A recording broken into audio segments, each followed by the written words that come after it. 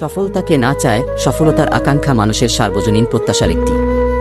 এজন্য সফল জীবন কথা সবাইকে আকৃষ্ট করে। চরম রোমাঞ্চ ও নাটকীয়তায় ভরা সেসব ইতিবৃত্ত মানুষকে চুম্বকের মতো টানে।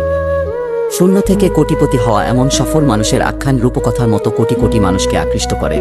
তবে সফলতার গল্পটা পড়তে আগ্রহী হলেও এর পেছনে দুঃসহ পরিশ্রম, কষ্টকর অধ্যবসায়, কঠোর ধৈর্য ও সুনিপুণ পরিকল্পনার বিষয়গুলো অনেকেই এড়িয়ে যায়। সফলতার পেছনে কষ্ট, পরিকল্পনা ও অধ্যবসায়ের দীর্ঘ দিবস ও রজনীর কথাগুলো মনে রাখা বা অনুসরণ করাও অসংবেদনশীল অনেক মানুষের পক্ষেই সম্ভব হয় না। অথচ বড় বা ছোট কোনো সফলতাই প্রাকৃতিকভাবে আপনি হাতে চলে এসে ধরা দেয় না।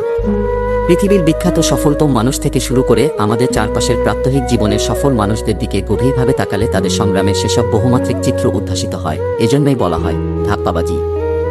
শর্টকাট কিংবা অসত্যের মাধ্যমে প্রকৃত সফলতা অর্জন করা যায় না। করলেও সেটা স্থায়ী ও টেকসই হয় না। কঠোর পরিশ্রম, অধ্যবসায় ও সততার মাধ্যমে অর্জিত সফলতাই প্রকৃত সফলতা এবং সেটাই জীবনে স্থায়ীভাবে বিরাজ করে। অতএব কারো জীবনের সফলতা দেখেই তার জীবনে সবকিছু কেউ করে দিয়েছে এরকম ভেবে হালকাভাবে বিচার করতে যাবেন না। বাইরে থেকে আপনি তার হাসি মাখা মুখটাই শুধু দেখছেন, কিন্তু তার সফলতার পেছনে নির্ঘুম রাতগুলো, ঘন্টার পর ঘন্টা অমানসিক পরিশ্রমগুলো, অভুক্ত দুপুরগুলো, ত্যাগ ও কৃচ্ছব্রত আপনি দেখেননি এবং সেও আপনাকে সেসব দেখায়নি।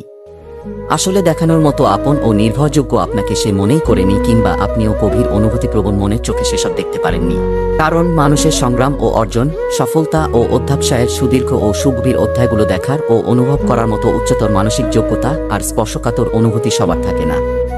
আরেকটি বিষয় খুবই নিকৃষ্টভাবে লক্ষ্য করা যায়, তা হলো কারো সফলতা পরিমাপ করার অযোগ্যতা। অমুকের ছেলে মেয়ে, তমুকের ভাই বোন ইত্যাদি বলে অনেক সময় সফলতাকে তুচ্ছ ও হেয় করা হয়।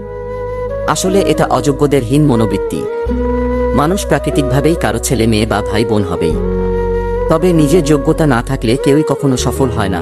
নিজের কিছু যোগ্যতা থাকতেই হয়, উপযুক্ত পরিশ্রমও করতেই হয়, নইলে সব সফল লোকের ছেলে মেয়ে, আত্মীয় স্বজন এমনিতেই সফল হয়ে যেত।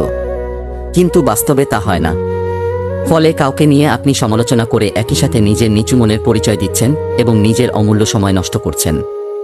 আবার নিজের জীবনে কিছুই করতে পারেননি বলে হাহুতাশ করে নিজেকে হতাশ করে নিজের 12টা বাজাচ্ছেন ও অন্যের সফলতার প্রতি হিংসা করে নিজেকে জ্বালিয়ে পুড়িয়ে অঙ্গার করছেন।